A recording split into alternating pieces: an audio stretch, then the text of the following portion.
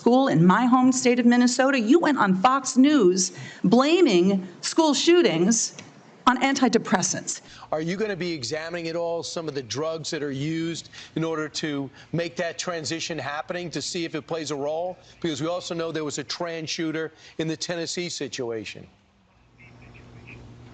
Yeah, we are doing those kind of studies now at NIH. We're launching studies on the potential contribution of some of the SSRI drugs and some of the other psychiatric drugs that might be contributing to violence. You know, many of them on there have black box warnings that warn of suicidal ideation and homicidal ideation. So we can't exclude those as a culprit, and those are the kind of studies that we're doing.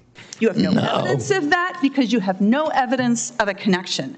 And you want to talk about... You're just saying something. You're just making stuff up. You know, this is what you say, right? Secretary Kennedy, when someone presents you with information that does not fit... I did not blame that shooting. I have no idea whether... I have no idea, and I never said that. You're making it up. You're twisting. Yeah, you are. Secretary you are being Kennedy, dishonest right now. If you want to talk about mental health and gun violence in this country, if you want to talk about mental health and gun violence in this country, we should be talking about that, because that's what the parents of Annunciation School You don't want to talk. You want to harangue, and you want to politically. You want to have partisan politics.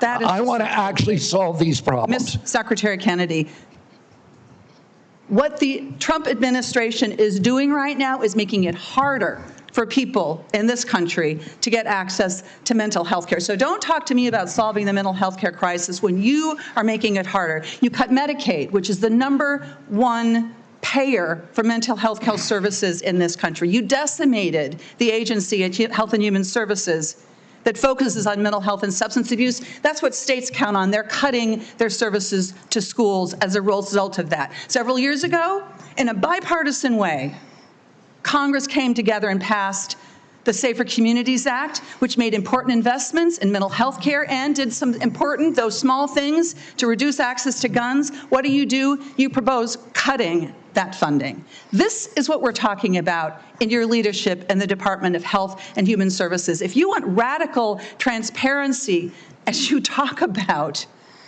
I mean, take a look at what you are doing. And, you know, I've heard a lot about MAHA today while we've been here. There's a lot of Americans, Secretary Kennedy, who trust you, who believe what you say, especially when you say you're standing up to corruption. And I think that they need to know, you apparently have a lot of influence with President Trump.